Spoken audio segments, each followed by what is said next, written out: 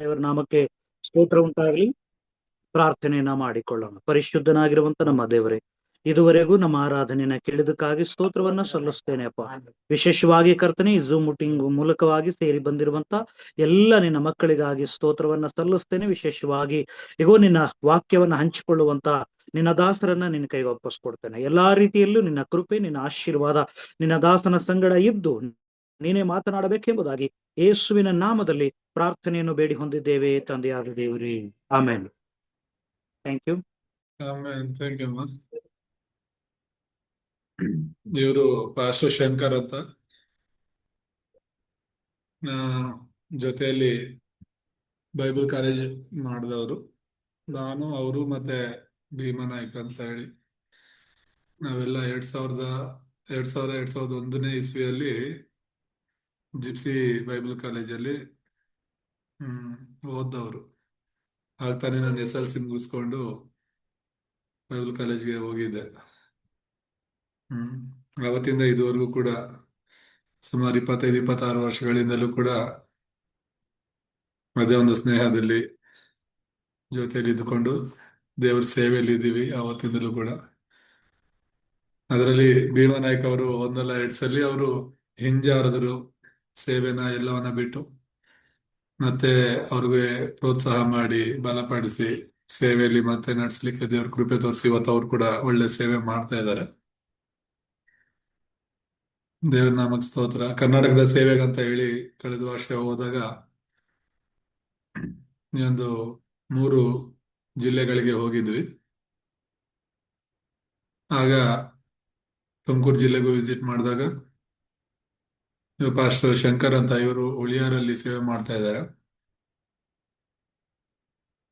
ಮತ್ತೆ ಭೀಮನಾಯ್ಕ ಅವರು ಪಾವಗಡದಲ್ಲೇ ಸೇವೆ ಮಾಡ್ತಾ ಇದ್ದಾರೆ. ಸೊ ಅವರ ಒಂದು ಸಭೆಗಳಿಗೆ ಹೋಗಿ ಅವರ ಒಂದು ಸೇವೆಯ ಕ್ಷೇತ್ರಗಳನ್ನು ಕೂಡ ನೋಡ್ಲಿಕ್ಕೆ ದೇವ್ರ ಸಮಯವನ್ನು ಕೊಟ್ರು. ಒಂದ್ ವೇಳೆ ದೇವ್ರ ಚಿತ್ತವಾದ್ರೆ ಮತ್ತೆ ಈ ವರ್ಷದಲ್ಲಿ ವಿಸಿಟ್ ಮಾಡೋಣ.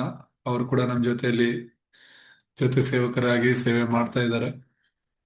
ಈ ಒಂದು ಸತ್ಯ ಸುವಾರ್ತೆಯಲ್ಲಿ ನಮ್ಮ ಜೊತೆ ಇದ್ದಾರೆ, ಸಂತೋಷ. ಸೊ ಈ ಒಂದು ಸತ್ಯ ಸುವಾರ್ತೆ ಅಂತ ನಾವೇನು ಪ್ರತಿದಿನ ಕೇಳ್ತಾ ಇದ್ದೀವಿ, ಇದು ಹೇಗೆ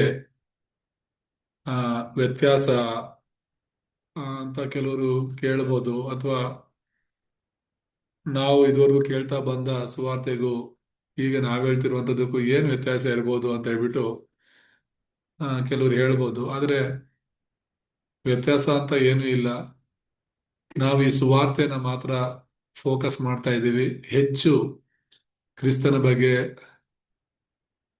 ಪರಿಶುದ್ಧಾತ್ಮನ ಬಗ್ಗೆ, ರಕ್ಷಣೆ ಬಗ್ಗೆ, ಪರಲೋಕ ರಾಜ್ಯದ ಬಗ್ಗೆ ನಾವು ಧ್ಯಾನ ಮಾಡೋದು. ಅಂದ್ರೆ ಮೇಲಿರುವವುಗಳ ಬಗ್ಗೆನೆ ನಾವು ಹೆಚ್ಚು ಮಾತಾಡ್ತೀವಿ.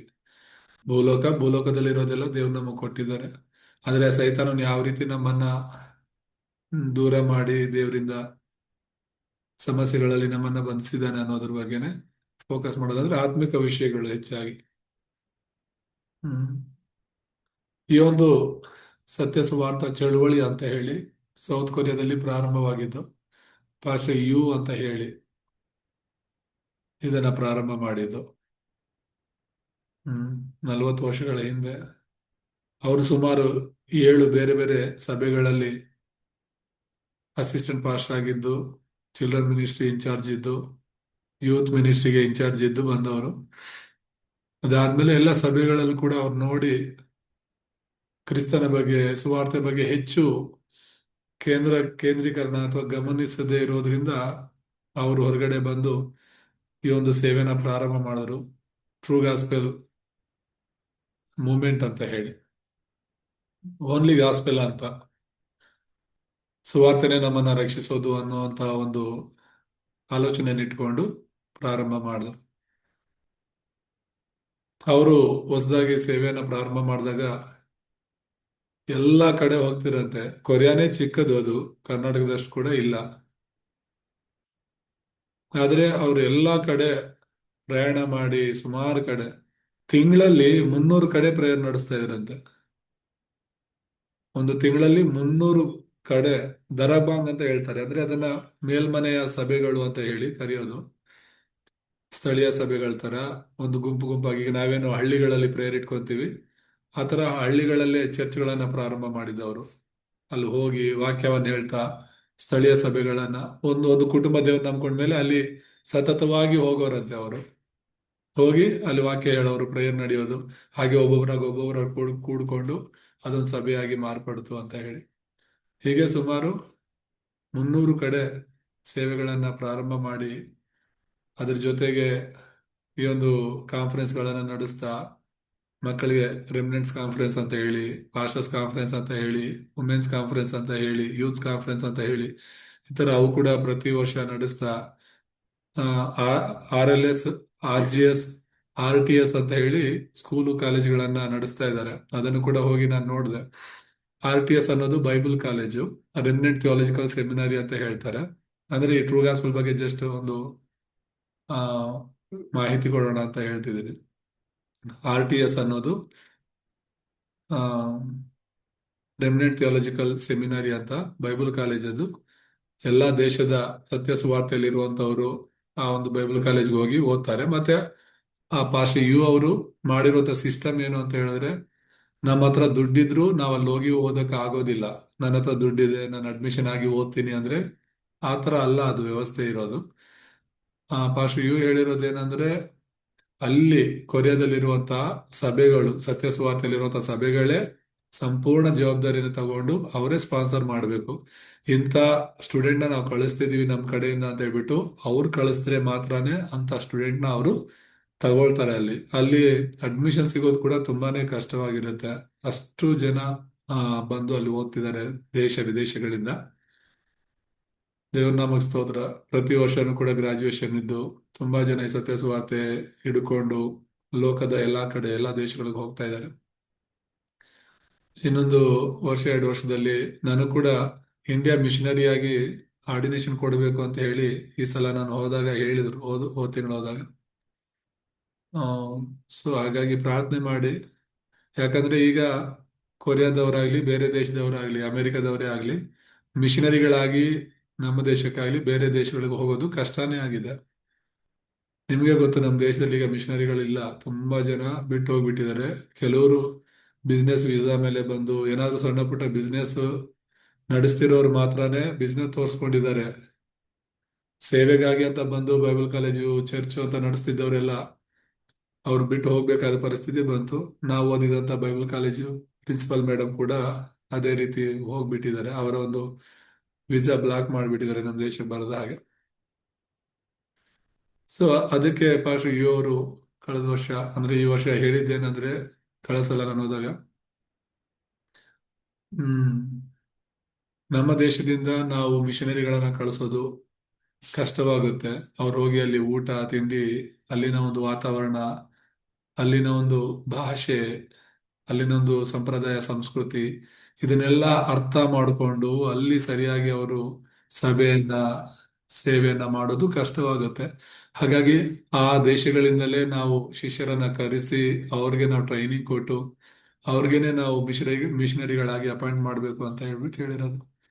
ಸೊ ಹಾಗಾಗಿ ಒಂದ್ ವೇಳೆ ದೇವ್ರ ಚಿತ್ತವಿದ್ರೆ ಇನ್ನೊಂದು 2 ವರ್ಷದಲ್ಲಿ ಅದು ಆದಾಗ, ದೇವ್ರ ನಾಮಕ್ಕೆ ಸ್ತೋತ್ರ, ಆ ನನ್ನ ಆಸೆ RTS ಅಂತ ಹೇಳಿ ಏನಿದೆ ಅದನ್ನ IRTS ಅಂತ ಹೇಳಿ, ಇಂಡಿಯಾ ರೆಮಿನೆಂಟ್ ಥಿಯಾಲಜಿಕಲ್ ಸೆಮಿನರಿ ತರ ಒಂದು ಮಾಡಬೇಕು ನಮ್ಮ ಇಂಡಿಯಾದಲ್ಲಿ ಕೂಡ ಅಂತ ಹೇಳ್ಬಿಟ್ಟು ಆಸೆ. ಸೊ ಪ್ರಾರ್ಥನೆ ಮಾಡೋಣ. ಮತ್ತೆ ಏನೇ ಸೇವೆಗಳಿದ್ರು ಆ ಅವಾಗ ಇನ್ನೂ ಹೆಚ್ಚಿನ ಅವಕಾಶಗಳಿರ್ಬೋದು. ನಾವು ನಮ್ಮ ಜೊತೆ ಇರುವಂತ ಲೀಡರ್ಸು ಕೊರಿಯಾ ಕಾನ್ಫರೆನ್ಸ್ಗಳಿಗೆ ಅಟೆಂಡ್ ಆಗೋದಾಗ್ಲಿ, ಅವ್ರನ್ನ ನಾವು ಇನ್ವೈಟ್ ಮಾಡೋದಾಗ್ಲಿ, ಮತ್ತೆ ಸೇವೆಗಳನ್ನ ಮಾಡೋದಕ್ಕೆ ಹೆಚ್ಚಿನ ಅವಕಾಶಗಳಿರ್ಬೋದು. ಮತ್ತೆ ಈ ಸತ್ಯ ಸುವಾರ್ತೆ ನಡ್ಕೊಂಡವರು ಈಗಾಗಲೇ ಆ 95 ದೇಶಗಳಿಗಿಂತ ಅಧಿಕ ದೇಶಗಳಲ್ಲಿ ಸಭೆಗಳಿದೆ. ಬಲವಾಗಿ ಈ ಒಂದು ಸತ್ಯ ಸುವಾರ್ತೆ ಸೇವೆಗಳು ನಡೀತಾ ಇದೆ. ಇನ್ನು ಹೆಚ್ಚಿನ ದೇಶಗಳಿಂದ ವಿಶ್ವಾಸಿಗಳು ಪಾಸ್ಟರ್ಗಳು ಬರ್ತಾರೆ ಹೋಗ್ತಾರೆ. ಸರಿಯಾಗಿ ಸುವಾರ್ಥ ಸೇವೆ ನಡೀತಾ ಇರೋದು 95 ದೇಶಗಳಲ್ಲಿ ಅಂತ ಹೇಳಿ ಹೇಳ್ತಿದ್ರು. ಆದ್ರೆ 237 ದೇಶಗಳಿದೆ. 237 ದೇಶಗಳಿಗೂ ಕೂಡ ಮಿಷನರಿಗಳನ್ನ ಕಳಿಸಿ ಈ ಸತ್ಯ ಸುವಾರ್ತೆಯ ಚಳುವಳಿಯನ್ನ ನಾವು ಮಾಡಬೇಕು. ಸರಿಯಾದ ಸುವಾರ್ತೆನ ನಾವು ಮತ್ತೆ ಸಾರಬೇಕು. ಈಗ ದಿನೇ ದಿನೇ ಕ್ರಿಸ್ತನ ಬಗ್ಗೆ ಸುವಾರ್ತೆ ಬಗ್ಗೆ ಹೇಳೋರಿಲ್ಲ, ಸತ್ಯವನ್ನ ಹೇಳೋರಿಲ್ಲ, ಕಣ್ಮರೆ ಆಗ್ಬಿಡ್ತಾ ಇದೆ. ಸಭೆಗಳಲ್ಲೂ ಕೂಡ ಸಂಪ್ರದಾಯ, ಈಗ ರೋಮನ್ ಕ್ಯಾಥಲಿಕ್, ಈ ಒಂದು CSI ಈ ತರ ಇರುವಂತಹ ಸಭೆಗಳಲ್ಲಿ ಹೇಗೆ ಕೆಲವು ಸಂಪ್ರದಾಯಗಳಾಗಿ ಬಂದ್ಬಿಟ್ಟಿದೆಯೋ, ಆ ರೀತಿ ದಿನೇ ದಿನೇ ಚರ್ಚಲ್ಲಿ ಅನೇಕ ಸಂಪ್ರದಾಯಗಳು, ಲೌಕಿಕವಾದ ವಿಷಯಗಳು ಬಂದ್ಬಿಡ್ತಿದೆ. ಕ್ರಿಸ್ತನಿಗಿಂತ ಸುವಾರ್ತೆಗಿಂತ ಬೇರೆ ಆಚರಣೆಗಳಿಗೆ ಹೆಚ್ಚಿನ ಒತ್ತು ಕೊಡ್ತಾ ಇದ್ದಾರೆ. ಸೊ ಅದಾಗಬಾರ್ದು ಅಂತ ಹೇಳಿದ್ರೆ ನಾವು ಸರಿಯಾದ ಸುವಾರ್ತೆಯನ್ನ ಹೇಳೋದ್ರ ಮೂಲಕ ಸಾಧ್ಯವಾಗುತ್ತೆ. ಹ್ಮ್ ಮತ್ತೆ 5,000ಕ್ಕೂ ಅಧಿಕ ಕುಲಗಳಿವೆ. ಕುಲಗಳು ಅಂತ ಹೇಳಿದ್ರೆ ಟ್ರೈಬಲ್ಸ್. ಸೊ ಅಂತ ಟ್ರೈಬ್ಸ್ಗೂ ಕೂಡ ಸುವಾರ್ತೆನ ತಲುಪಿಸ್ಬೇಕಾಗಿದೆ ಅಂತ ಹೇಳ್ಬಿಟ್ಟು ಕಳಿಸಲಿ ಅಂತ ಟ್ರೈಬ್ಸ್ ಇಂದಲೂ ಕೂಡ ಆ ಅನೇಕ ಮಿಷನರಿಗಳು ಬಂದಿದ್ರು. ಚಿಕ್ಕ ಚಿಕ್ಕ ದೇಶಗಳು, ಅದು ಕೂಡ ಆ ಆಫ್ರಿಕಾ ಖಂಡದಿಂದ ಅನೇಕ ಟ್ರೈಬಲ್ಸ್ ಪಾಸ್ಟರ್ಗಳು ಬಂದಿದ್ದನ್ನ ನಾನು ನೋಡಿದೆ. ಎಷ್ಟು ಖುಷಿ ಪಡ್ತಿದ್ರು ಅವರು ಅಂತ ಹೇಳಿದ್ರೆ, ಈ ಸುವಾರ್ತೆನ ಅವರು ಮತ್ತೆ ಅವರ ದೇಶಕ್ಕೆ ತೆಗೆದುಕೊಂಡು ಹೋಗೋದಕ್ಕೆ ತುಂಬಾ ಖುಷಿ ಪಡ್ತಾ ಇದ್ರು. ಸೊ ಹಾಗೆ 237 ದೇಶಗಳು, 5,000 ಕುಲಗಳಿಗೆ ನಾವು ಸುವಾರ್ತೆನ ತಲುಪಿಸ್ಬೇಕು ಅನ್ನೋ ಒಂದು ಧ್ಯೇಯವನ್ನು ಇಟ್ಕೊಂಡು, ಗುರಿಯನ್ನು ಇಟ್ಕೊಂಡು ಸುವಾರ್ತೆನ ಮುಂದುವರಿಸ್ತಾ ಇದ್ದಾರೆ. ಆ ಶ್ರೀಯುಗೆ ಹೆಚ್ಚಿನ ದೇವರ ಕೃಪೆಯನ್ನ, ಆರೋಗ್ಯವನ್ನು ಕೊಟ್ಟಿದ್ದಾರೆ. ಈಗ ನನಗೆ ಗೊತ್ತಿರೋ ಹಾಗೆ 76-77 ವರ್ಷ ಅವರಿಗೆ. ಇನ್ನೂ ತುಂಬಾ ಆರೋಗ್ಯವಾಗಿದ್ದಾರೆ. ಆ ಮೊನ್ನೆ ಮೆಸೇಜ್ ಅಲ್ಲಿ ಕೇಳಿಸ್ಕೊಂತಿದ್ದೆ. ಬೇಡ ಅಂದ್ರೂ ಕೂಡ ಅವ್ರ ಜೊತೆ ಇರುವಂತಹ ಆ ಪಾಸ್ಟರ್ಗಳು ಇರ್ತಾರಲ್ಲ ಅವ್ರ ಕಮಿಟಿಯಲ್ಲಿ, ಅವರು ಅವರನ್ನ ಬಲವಂತ ಮಾಡಿ ಹಾಸ್ಪಿಟ್ಲ್ ಕರ್ಕೊಂಡು ಹೋದ್ರಂತೆ. ಒಂದ್ಸಲಿ ಹೆಲ್ತ್ ಚೆಕಪ್ ಮಾಡಿಸೋಣ ಅಂತ ಹೇಳ್ಬಿಟ್ಟು, ಫುಲ್ ಬಾಡಿ ಚೆಕಪ್ ಮಾಡಿಸೋಣ, ನೀವು ಆರೋಗ್ಯವಾಗಿರೋದು ತುಂಬಾ ಮುಖ್ಯ ನಮಗೆ ಅಂತ ಹೇಳ್ಬಿಟ್ಟು ಹೋಗ್ಬಿಟ್ಟು ಅದನ್ನ ಚೆಕಪ್ ಮಾಡಿಸಿದಾಗ ಆ ಡಾಕ್ಟರ್ಗಳೇ ಆಶ್ಚರ್ಯ ಪಡ್ತಿದ್ರಂತೆ. ಹೇಗಂದ್ರೆ ಈಗ 30-35 ವರ್ಷದವ್ರಿಗೆ ಇರ್ಬೇಕಾಗಿರುವಂತ ಆರೋಗ್ಯ ಇವ್ರಿಗಿದೆ ಅಂತ ಹೇಳ್ಬಿಟ್ಟು, 30-35 ವರ್ಷಗಳಲ್ಲಿ ಆ ಯವನಸ್ಥರಿಗಿರುವಂತ ಆ ಒಂದು ಆರೋಗ್ಯ ಅವ್ರಿಗಿದೆ ಅಂತ ಹೇಳ್ಬಿಟ್ಟು ಆಶ್ಚರ್ಯ ಪಡ್ತಾ ಇದ್ರು. ಇದುವರೆಗೂ ಅವರು ಅಷ್ಟು ಫಿಟ್ ಆಗಿರ್ತಾರೆ, ಗಂಟೆಗಟ್ಟಲೆ ನಿಂತ್ಕೊಂಡು ವಾಕ್ಯ ಹೇಳ್ತಾರೆ, ಟಯರ್ಡ್ ಆಗೋದಿಲ್ಲ. ಎಷ್ಟು ವರ್ಷದಿಂದ, ನಾನೀಗ 9ನೇ ವರ್ಷ ಇದೆ, 9 ವರ್ಷದಿಂದ ನೋಡ್ತಾ ಇದ್ದೀನಿ, ಅವ್ರು ಇದ್ದ ಹಾಗೆ ಇರ್ತಾರೆ. ನಿಜವಾಗ್ಲೂ ದೇವ್ರ ಕೃಪೆ ಅದು. ಸೊ ಯಾಕೆ ಇದನ್ನೆಲ್ಲ ಹೇಳ್ತಾ ಇದ್ದೀನಿ ಅಂದ್ರೆ, ಆ ಆ ಒಂದು ಸುವಾರ್ಥ ಸೇವೆಯಲ್ಲಿ ನಾವು ಕೂಡ ಭಾಗಿಯಾಗಿ ಈ ಒಂದು ಸುವಾರ್ತೆಯಲ್ಲಿ ನಾವು ಮುಂದೆ ಹೋಗ್ಬೇಕು. ಇದೊಂದು ಡಿನಾಮಿನೇಷನ್ ಅಲ್ಲ. ಈ ಸತ್ಯ ಸುವಾರ್ತೆ ಅನ್ನುವಂಥದ್ದು ನಿಜವಾಗ್ಲೂ ಒಂದು ಡಿನಾಮಿನೇಷನ್ ಅಲ್ಲ, ಒಂದು ಪಂಗಡ ಅಲ್ಲ. ಇದು ಒಂದು ಚಳುವಳಿ, ಮೂಮೆಂಟ್ ಅಂತ ಹೇಳ್ತೀವಲ್ಲ, ಈ ತರ ಒಂದು ಮೂಮೆಂಟ್. ಈಗ ಗಾಂಧೀಜಿಯವರು ಸತ್ಯಾಗ್ರಹವನ್ನ ಆ ಮಾಡಿದ್ರು, ಅದೊಂದು ಚಳುವಳಿ ತರ ಮಾಡಿದವರು, ಆಂದೋಲನ ಅಂತಾರಲ್ಲ ಆ ತರ. ಸೊ ಅನೇಕ ಮೂಮೆಂಟ್ಸ್ ಇದೆ ನಮ್ಮ ದೇಶದಲ್ಲಿ, ಅನೇಕ ಚಳುವಳಿಗಳನ್ನ ಮಾಡಿದ್ದಾರೆ.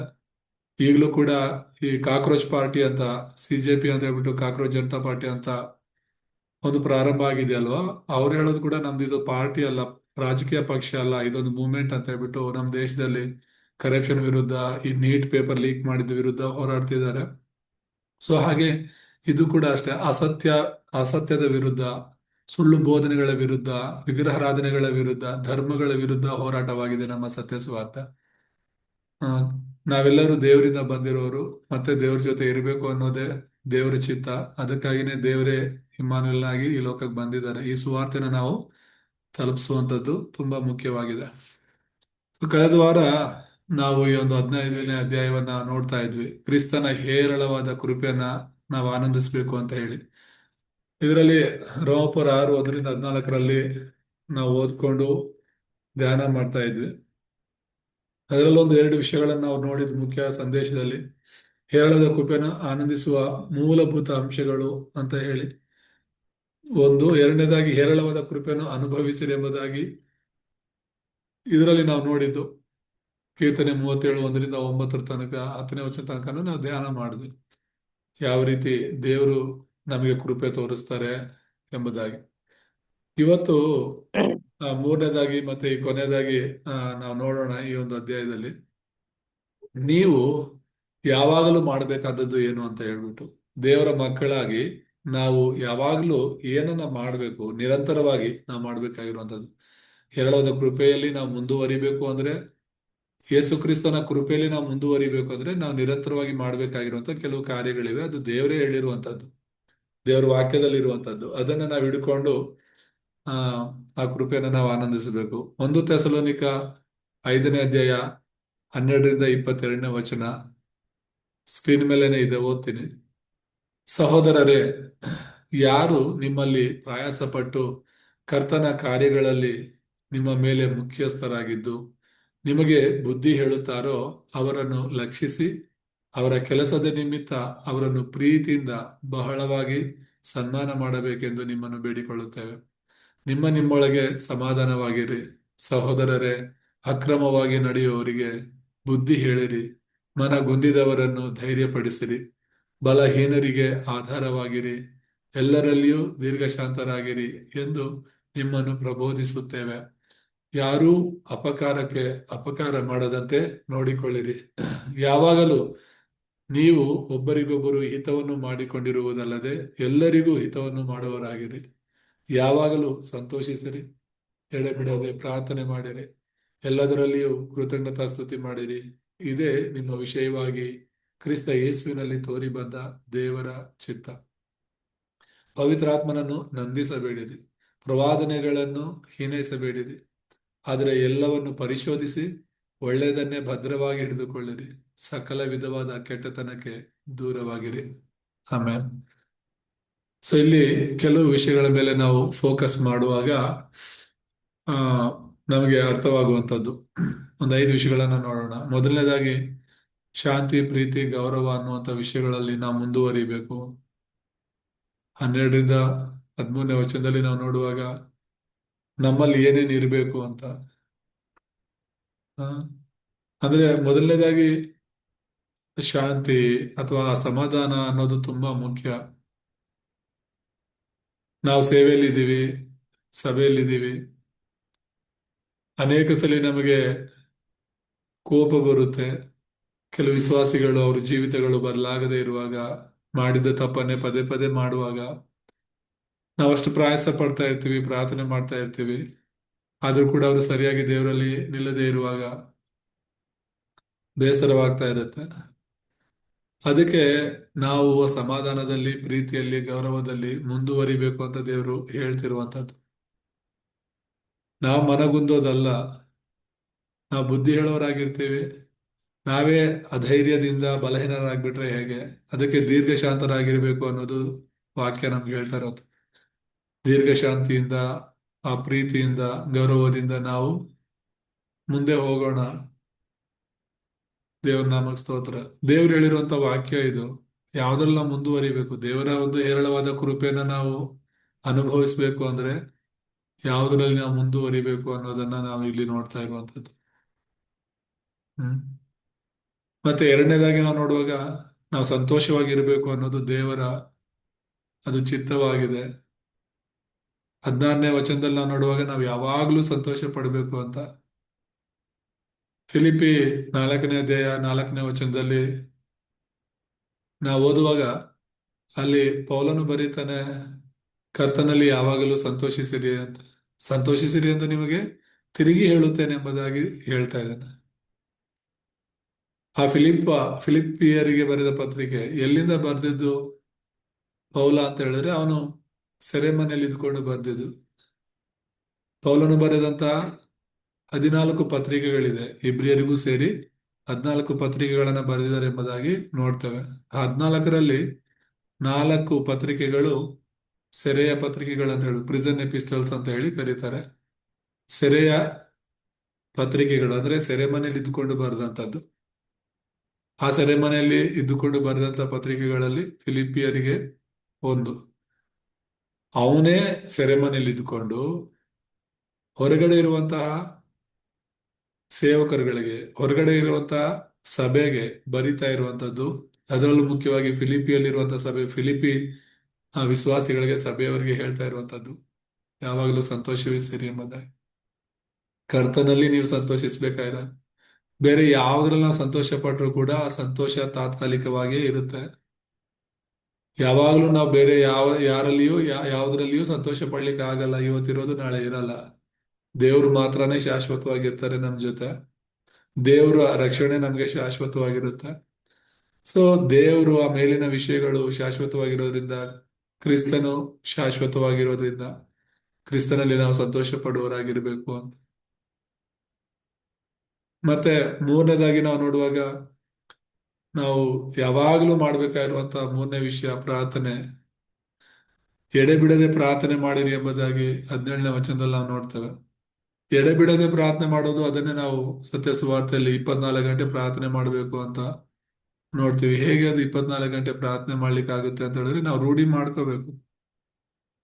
ಪ್ರಾರ್ಥನೆಯ ಮನಸ್ಸಿನೊಂದಿಗೆ ಇರಬೇಕು ಅಂತ ಹೇಳಿ ನಾವು ನೋಡೋದನ್ನ ಕೇಳೋದನ್ನ ಪ್ರತಿಯೊಂದನ್ನು ಪ್ರಾರ್ಥನೆಯಾಗಿ ಮಾರ್ಪಡಿಸ್ಬೇಕು. ಪ್ರಾರಂಭದಲ್ಲಿ ಕಷ್ಟ ಆಗುತ್ತೆ, ಪ್ರಾರ್ಥನೆ ಮಾಡ್ತಾ ಮಾಡ್ತಾ ಅದು ನಮಗೆ ರೂಢಿ ಆಗುತ್ತೆ. ಏನೇ ಆದ್ರೂ ಕೂಡ ಹ್ಮ್ ನಾವು ಒಳ್ಳೇದನ್ನ ನೋಡ್ಬೋದು, ಕೆಟ್ಟದನ್ನ ನೋಡ್ಬೋದು, ಒಳ್ಳೇದನ್ನ ಕೇಳಿಸ್ಕೋಬಹುದು, ಕೆಟ್ಟದನ್ನ ಕೇಳಿಸ್ಕೋಬಹುದು.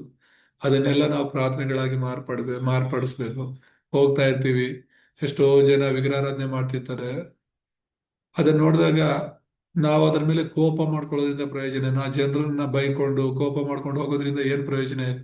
ಅದನ್ನ ನಾವು ಒಂದು ಪ್ರೇಯರ್ ರಿಕ್ವೆಸ್ಟ್ ಆಗಿ ಮಾರ್ಪಡಿಸ್ಕೊಂಡು ಅದಕ್ಕಾಗಿ ನಾವು ಪ್ರಾರ್ಥನೆ ಮಾಡ್ತಾ ಹೋಗ್ಬೇಕು. ಎಷ್ಟೋ ಜನರು ಇರ್ತಾರೆ. ಈಗ ನಾನು ಟ್ರೈನಲ್ಲೋ ಬಸ್ಸಲ್ಲೋ ಪ್ರಯಾಣ ಮಾಡುವಾಗ ಅಲ್ಲಿರುವಂತ ಎಲ್ಲರಿಗೋಸ್ಕರ ಪ್ರಾರ್ಥನೆ ಮಾಡ್ತಾ ಇದ್ದೀನಿ, ದೇವ್ರೆ ಒಂದು ದಿನ ಆದ್ರೂ ಇವರು ಸುವಾರ್ತೆನ ಕೇಳೋ ಅವಕಾಶ ಕೊಡು, ಇವ್ರು ಸಾಯಕ್ ಮುಂಚೆ ಒಂದು ಸಲ ಆದ್ರೂ ನೀನೇ ಸತ್ಯ ದೇವರೆಂಬುದಾಗಿ ತಿಳ್ಕೊಳ್ಳೋ ಒಂದು ಅವಕಾಶ ಕೊಡು ಎಂಬುದಾಗಿ. ಪಕ್ಕದಲ್ಲಿ ಕೂತಿರೋರ್ ಜೊತೆ ನಾವು ಪರಿಚಯ ಮಾಡ್ಕೊಳ್ತೀವಿ, ಸುವಾರ್ತೆ ಸಾರ್ತೀವಿ. ಆದ್ರೆ ಎಲ್ಲರೂ ಆ ಒಂದು ಬಸ್ಸಲ್ಲಿ, ಆ ಒಂದು ಬಸ್ ಸ್ಟ್ಯಾಂಡ್ಗಳಲ್ಲಿ, ರೈಲ್ವೆ ಸ್ಟೇಷನ್ಗಳಲ್ಲಿ, ಟ್ರೈನ್ಗಳಲ್ಲಿ ಎಷ್ಟೋ ಜನ ಪ್ರಯಾಣ ಮಾಡ್ತಾರೆ ನಮ್ಮ ಜೊತೆಗೆ. ಆದ್ರೂ ನಾವೆಲ್ಲರಿಗೂ ಸುವಾರ್ತೆ ಹಂಚ್ಕೊಳಕ್ ಆಗಲ್ಲ. ಆ ಸಮಯದಲ್ಲಿ ಕನಿಷ್ಠ ಒಂದು ಸಲ ಆದ್ರೂ ಅವರು ಸುವಾರ್ತೆನ ಕೇಳಬೇಕು ಅಂತ ಹೇಳ್ಬಿಟ್ಟು ಪ್ರತಿಯೊಂದು ಕೂಡ ಒಂದು ಪ್ರೇಯರ್ಗಳಾಗಿ, ಪ್ರಾರ್ಥನೆ ಅಂಶಗಳಾಗಿ ನಾವು ಮಾರ್ಪಡಿಸ್ಬೇಕು. ಎಷ್ಟೋ ಸರಿ ನಮ್ಗೆ ಏನಕ್ಕಾಗಿ ಪ್ರೇಯರ್ ಮಾಡ್ಬೇಕೋ ಗೊತ್ತಾಗಲ್ಲ, ಯಾವ ವಿಷಯಗಳಿಗಾಗಿ ಪ್ರಾರ್ಥನೆ ಮಾಡ್ಬೇಕು ಗೊತ್ತಾಗಲ್ಲ. ಪ್ರತಿಯೊಂದು ವಿಷಯಗಳು ನಾವು ನೋಡೋದನ್ನ ಕೇಳೋದನ್ನ ಪ್ರಾರ್ಥನೆಯಾಗಿ ಮಾರ್ಪಡಿಸಿದ್ರೆ 24 ಗಂಟೆ ಖಂಡಿತ ಸಾಲದೆ ಹೋಗುತ್ತೆ. ಸೊ ಆ ರೀತಿ ಒಂದು ಪ್ರಾರ್ಥನೆಯ ವ್ಯಕ್ತಿಗಳಾಗಿ ನಾವಿರ್ಬೇಕು. ನಾನು ಯಾವಾಗ್ಲೂ ಹೇಳ್ತಿರ್ತೀನಿ, ಪ್ರಾರ್ಥನೆ ಮಾಡೋರು ಚಿಂತೆ ಮಾಡಲ್ಲ, ಚಿಂತೆ ಮಾಡೋರು ಪ್ರಾರ್ಥನೆ ಮಾಡಲ್ಲ ಅಂತ. ಅದನ್ನ ನಾನು ಕೂಡ ಬಲವಾಗಿ ನಂಬ್ತೇನೆ. ಇದಕ್ ಮುಂಚೆ ನಾನು ಕೂಡ ಅನೇಕ ವಿಷಯಗಳಲ್ಲಿ ತುಂಬಾ ಚಿಂತೆ ಮಾಡಿಕೊಂಡು ಆ ಕಷ್ಟಪಡ್ತಿದ್ದೆ. ನಿಮ್ಗೆ ಗೊತ್ತು, ಕೆಲವು ವಿಷಯಗಳಲ್ಲಿ ನಮ್ಗೆ ಏನಾದ್ರೂ ಆತರ ಚಿಂತೆ ಕಾಡೋದ್ ಶುರು ಮಾಡಿದ್ರೆ ನೆಮ್ಮದಿಯಾಗಿರೋದಕ್ಕೆ ಆಗೋದಿಲ್ಲ. ನಾವೇನೂ ಮಾಡಕ್ಕಾಗಲ್ಲ, ಆದ್ರೆ ಚಿಂತೆ ಮಾಡಿ ಮಾಡಿ ಏನೆಲ್ಲ ಸಮಸ್ಯೆಗಳು, ನೆಮ್ಮದಿಯಾಗಿರಕ್ಕಾಗಲ್ಲ. ಚಿಂತೆ ಮಾಡೋದ್ರಿಂದ ನಾವು ಸಮಸ್ಯೆಗಳ ಪರಿಹಾರ ಮಾಡ್ಲಿಕ್ಕೆ ಆಗೋದಿಲ್ಲ, ಆದ್ರೂ ಕೂಡ ಅದನ್ನ ಯೋಚನೆ ಮಾಡ್ತಾ ಕೂತಿರ್ತೀವಿ. ಅದಕ್ಕೆ ಫಿಲಿಪಿಯರಿಗೆ ಬರೆದ ಪತ್ರಿಕೆ 4:6-7ನೇ ವಚನದಲ್ಲಿ ತುಂಬಾ ಸ್ಪಷ್ಟವಾಗಿ ಬರೆಯುತ್ತಿರೋದು, ನಮ್ಮ ಚಿಂತೆ ಭಾರಗಳನ್ನೆಲ್ಲ ದೇವ್ರ ಮೇಲೆ ಹಾಕ್ಬೇಕು ಅಂತ ಹೇಳ್ಬಿಟ್ಟು. ಎಲ್ಲವನ್ನ ನಾವು ದೇವ್ರ ಮೇಲೆ ಹಾಕಿ ನಾವು ದೇವ್ರಿಗೆ ಪ್ರಾರ್ಥನೆ ಮಾಡ್ಬೇಕು. ಲೂಕ 18ನೇ ಅಧ್ಯಾಯದಲ್ಲಿ ಕೂಡ 1ನೇ ವಚನ ನಾವು ನೋಡ್ತೇವೆ, ಬೇಸರಗೊಳ್ಳದೆ ನಾವು ಪ್ರಾರ್ಥನೆ ಮಾಡ್ಬೇಕು ಅಂತ ಹೇಳ್ಬಿಟ್ಟು. ಹೇಗೆ ಪ್ರಾರ್ಥನೆ ಮಾಡ್ಬೇಕು ಅಂತ ಮತ್ತಾಯ ಸುವಾರ್ತೆ 6ನೇ ಅಧ್ಯಾಯದಲ್ಲಿದೆ. ಹೇಳಿದ್ದನ್ನೇ ಹೇಳ್ತಾ ಇರುವಂತದ್ದಲ್ಲ, ನಿಮ್ಮನ್ನೇ ಕೂರಿಸ್ಕೊಂಡು ಹೇಳಿದ್ದನ್ನೇ ಹೇಳಿದ್ರೆ ನೀವು ಕೇಳಿಸ್ಕೊಂತೀರಾ? ಇಲ್ಲ. ಮತ್ತೆ ದೇವ್ರಿಗೆ ಎಲ್ಲ ಗೊತ್ತು ಮುಂಚಿತವಾಗಿ, ಅಂದ್ಮೇಲೆ ಪದೇ ಪದೇ ರಿಪೀಟ್ ಮಾಡಿ ನಮ್ಮ ಪ್ರಾರ್ಥನೆ ದೊಡ್ಡದು ಮಾಡ್ಕೊಂಡು ಹೋಗೋದಲ್ಲ. ಪ್ರತಿಯೊಂದನ್ನು ಕೂಡ ಕೆಲವರಿಗೆ ಪ್ರಾರ್ಥನೆ ಅಂದ್ರೆ ಬೇಸರವಾಗುತ್ತಲ್ಲ. ಯೇಸು ಸ್ವಾಮಿ ಸ್ವಲ್ಪ ಹೊತ್ತು ಪ್ರಾರ್ಥನೆ ಮಾಡ್ಲಿಕ್ಕಂತ ಏಕಾಂತವಾಗಿ ಹೋದ್ರೆ ಶಿಷ್ಯರಿಗೆ ಪ್ರಾರ್ಥನೆ ಮಾಡ್ತೀರಿ ಬರ್ತೀನಿ ಅಂತ, ಸ್ವಲ್ಪ ಹೊತ್ತರಲ್ಲಿ ಇವ್ರು ನಿದ್ರೆ ಮಾಡ್ತಿರ್ತಾರೆ. ಹ್ಮ್ ಪ್ರಾರ್ಥನೆ ಅಂದ್ರೇನೆ ಜನರಿಗೆ ಬೇಸರ. ನಮ್ಮ ಮಕ್ಕಳು ಅಷ್ಟೇನೆ, ಸಭೆಯಲ್ಲಾಗ್ಲಿ ಕುಟುಂಬಗಳಲ್ಲಾಗ್ಲಿ ಪ್ರಾರ್ಥನೆ ಮಾಡಿದಾಗ್ಲೇ ಅವ್ರು ಕಣ್ಣು ತೆರೆದು ಆಟ ಆಡ್ತಿರ್ತಾರೆ. ವಿಶ್ವಾಸಿಗಳಿಗೂ ಸೇರಿಸಿ ನಾನು ಹೇಳ್ತೀನಿ, ದೊಡ್ಡವ್ರಿಗೂ ಸೇರಿಸಿ. ಪ್ರಾರ್ಥನೆ ಮಾಡೋಣ ಅಂದಾಗ್ಲಿ ಎದ್ದು ಹೊರಗಡೆ ಹೋಗ್ತಿರ್ತಾರೆ. ಎಲ್ರು ಕಣ್ಣು ಮುಚ್ಚಿರ್ತಾರಲ್ಲ, ಯಾರು ನೋಡಲ್ಲ ಅಂತ ಹೇಳ್ಬಿಟ್ಟು ಪ್ರೇಯರ್ ಟೈಮ್ ವೆಯ್ಟ್ ಮಾಡ್ತಿರ್ತಾರೆ. ಅವರು ಫೋನ್ ನೋಡೋದಕ್ಕೋ, ಹೊರಗಡೆ ಹೋಗೋದಕ್ಕೋ, ಫೋನಲ್ಲಿ ಮಾತಾಡೋದಕ್ಕೋ ಅಥವಾ ಬೇರೆ ಕಾರ್ಯಗಳಿಗೋ. ಪ್ರೇಯರ್ ಟೈಮ್ ಅಲ್ಲಿ ನೀನೊಂದ್ ವೇಳೆ ಆತರ ಮಾಡ್ತಾ ಇದ್ರೆ ಇವತ್ತಿಂದ ನಿಲ್ಸೋಣ. ಪ್ರಾರ್ಥನೆ ಟೈಮ್ ಅದು ದೇವ್ರ ಜೊತೆ ಇರುವಂತ ಸಮಯ. ನಮ್ಮ ಪ್ರಾರ್ಥನೆನ ದೇವರು ಕೇಳಬೇಕು ಅಂದ್ರೆ, ನಾನು ಮಾಡೋ ಪ್ರಾರ್ಥನೆನ ದೇವ್ರು ಕೇಳ್ತಾರೆ, ಅದಕ್ಕೆ ದೇವ್ರು ಸದುತ್ತರ ಕೊಡ್ತಾರೆ ಅಂತ ಹೇಳ್ಬಿಟ್ಟು ಭಯ ಭಕ್ತಿಯಿಂದ ನಾವು ಕೂತ್ಕೋಬೇಕು. ಸೊ ಈ ಪ್ರಾರ್ಥನೆಯಲ್ಲಿ ನಾವು ಮುಂದುವರಿಸ್ಬೇಕು. ಪ್ರಾರ್ಥನೆ ಮಾಡೋರು ದೇವ್ರ ಕೃಪೆಯನ್ನ ಅನುಭವಿಸ್ಲಿಕ್ಕೆ ಸಾಧ್ಯವಾಗುತ್ತೆ ಅಂತ ನಾಲ್ಕನೇದಾಗಿ ನಾವು ನೋಡೋದಾದ್ರೆ ಇದನ್ನ ನಾವ್ ಯಾರು ತುಂಬಾ ಜನ ಮಾಡಲ್ಲ. ಕೃತಜ್ಞತಾ ಸ್ತುತಿ ಸಲ್ಲಿಸುವಂತದ್ದು. 18ನೇ ವಚನ ಹೇಳುತ್ತೆ, ಹ್ಮ್ ಎಲ್ಲದರಲ್ಲಿ ಕೂಡ ಕೃತಜ್ಞತಾ ಸ್ತುತಿ ಮಾಡಿರಿ ಅಂತ. ಈ ಹೇಗೆ ನಾವ್ ಎಲ್ಲದರಲ್ಲೂ ಕೃತಜ್ಞತಾ ಸ್ತುತಿ ಮಾಡಕ್ಕಾಗತ್ತೆ? ಮನುಷ್ಯರಾಗಿ ನಾವು ಯೋಚನೆ ಮಾಡುವಾಗ ಕೃತಜ್ಞತೆ ಸಲ್ಲಿಸೋದಕ್ಕಿಂತ ಹೆಚ್ಚಾಗಿ ನಾವು ಗುಣಗಾಡೋದೇ ಹೆಚ್ಚು. ಇಸ್ರಾಯೇಲ್ಯರನ್ನ ದೇವರು ಐಗುಪ್ತದಿಂದ 10 ಅದ್ಭುತಗಳ ಜೊತೆಗೆ ಕರ್ಕೊ ಬರ್ತಾರೆ. ಅವ್ರ ಕಣ್ಣು ಮುಂದೆನೆ ಕೆಂಪು ಸಮುದ್ರವನ್ನ ಛೇದಿಸಿ ಆ, ಐಗುಪ್ತ್ಯರನ್ನ ಐಗುಪ್ತ ಸೈನ್ಯವನ್ನ ಕೆಂಪು ಸಮುದ್ರದಲ್ಲಿ ಮುಳುಗಿಸ್ಬಿಡ್ತಾರೆ. ಇವರು ಅದ್ಭುತವಾಗಿ ಪಾರಾಗಿ ಹೊರಗಡೆ ಬರ್ತಾರೆ. 40 ವರ್ಷಗಳು ಅವ್ರಿಗೆ ಊಟದ ಕೊರತೆ ಇರಲ್ಲ, ನಿದ್ರೆ ಕೊರತೆ ಇರಲ್ಲ, ಬೆಳಕಿನ ಕೊರತೆ ಇರಲ್ಲ, ಊಟ ನೀರು ಬಟ್ಟೆ, ಅವ್ರು ಹಾಕಿರೋ ಚಪ್ಪಲಿ ಕೊರತೆ ಕೂಡ ಇರಲ್ಲ. ಯಾಕಂದ್ರೆ ಧರ್ಮೋಪದೇಶ ಪುಸ್ತಕದಲ್ಲಿ ನಾವು ನೋಡುವಾಗ ಅವ್ರ ಜೊತೆಗೆ ಚಪ್ಪಲಿ ಕೂಡ ಆ, ಬೆಳೀತಾ ಇತ್ತಂತೆ. ಅವ್ರ ಜೊತೆಗೆ ಅವ್ರ ಬಟ್ಟೆಗಳು ಕೂಡ ಬೆಳೀತಾ ಇತ್ತಂತೆ. ದೇವರು ಮಾಡಿದಂತ ಕಾರ್ಯಗಳು. ಇಲ್ಲಾಂದ್ರೆ ಆ ಅರಣ್ಯದಲ್ಲಿ ಅವ್ರಿಗೆ 40 ವರ್ಷ ಎಲ್ಲಿಂದ ಸ್ಲಿಪ್ಪರ್ಗಳು ಬರ್ತಿತ್ತು, ಬಟ್ಟೆಗಳು ಹೊಲಿಯಕ್ಕಾಗ್ತಿತ್ತು. ದೇವರು ಅವ್ರಿಗೆ ಏನು ಕಡಿಮೆ ಮಾಡಲಿಲ್ಲ. ಯಾರು ಅನಾರೋಗ್ಯದಿಂದ ಸತ್ತಿಲ್ಲ. ಇಷ್ಟೆಲ್ಲ ಮಾಡ್ತಾ ಬಂದ್ರು ಕೂಡ ಅವರೆಲ್ಲರೂ ಒಳ್ಳೇದನ್ನ ಬೇಗ ಮರಿತೀವಲ್ಲ, ನಾವೆಲ್ಲರೂ ಅಷ್ಟೇ. ಮನುಷ್ಯರ ಸ್ವಭಾವನೇ ಅಷ್ಟು, ಒಳ್ಳೇದ್ ಬೇಗ ಮರಿತೀವಿ, ಕೆಟ್ಟದನ್ನ ಮಾತ್ರ ಮನಸ್ಸಲ್ಲಿ ಇಟ್ಕೊಂಡಿರ್ತೀವಿ. ಏನಾದ್ರೂ ನಮಗೆ ಕೆಟ್ಟ ಸಂಭವಿಸಿದ್ರೆ, ಏನಾದ್ರೂ ನಮಗೆ ಕೆಟ್ಟದಾದ್ರೆ ಅದನ್ನೇ ಹೆಚ್ಚು ದಿನ ಮನಸ್ಸಲ್ಲಿ ಇಟ್ಕೊಂಡು ಸಾಧಿಸ್ತಿರ್ತೀವಿ. ಇಸ್ರಾಯೇಲರು ಪದೇ ಪದೇ ಮೋಶೆ ವಿರುದ್ಧ, ದೇವ್ರ ವಿರುದ್ಧ ಗುಣಗಾಡಿದ್ದು ಸಣ್ಣ ಸಣ್ಣ ವಿಷಯಗಳಿಗೆ. ದೇವ್ರು ಹೇಳ್ತಿರೋದು ನಿನಗೂ ನನಗೂ ನಾವು ಕೃತಜ್ಞತಾ ಸ್ತುತಿಯಿಂದ ಇರಬೇಕು. ದೇವ್ರು ನಮ್ಮನ್ನು ರಕ್ಷಿಸಿರೋದೇ ಶ್ರೇಷ್ಠ. ನಾವೇನು ಅಷ್ಟು ಉತ್ತಮರಂತ ಏನ್ ದೇವ್ರು ನಮ್ಮನ್ನ ರಕ್ಷಣೆ ಮಾಡಿಲ್ಲ. ದೇವ್ರ ಕೃಪೆಯಿಂದ ನಾವು ರಕ್ಷಣೆ ಹೊಂದಿದ್ದೀವಿ, ಆತನ ಮಕ್ಕಳಾಗಿದ್ದೀವಿ, ಸತ್ಯವನ್ನು ತಿಳ್ಕೊಂಡಿದ್ದೀವಿ, ನಮ್ಮ ಕಣ್ಣುಗಳು ತೆರೆಯಲ್ಪಟ್ಟಿವೆ ಯಾರು ನಿಜವಾದ ದೇವರು ಅಂತ. ಕಣ್ಣಿಂದ ನೋಡಕ್ಕಾಗದಿದ್ರು, ಕಿವಿಯಿಂದ ದೇವರ ಸ್ವರವನ್ನ ನಾವು ಕೇಳದೇ ಇದ್ರು, ನೇರವಾಗಿ ನಾವು ಆ ಯೇಸುವಲ್ಲಿ ನಂಬಿಕೆ ಇಡ್ತಿದೀವಿ ಅಂದ್ರೆ ಇದೆಷ್ಟು ದೊಡ್ಡ ಕೃಪೆ.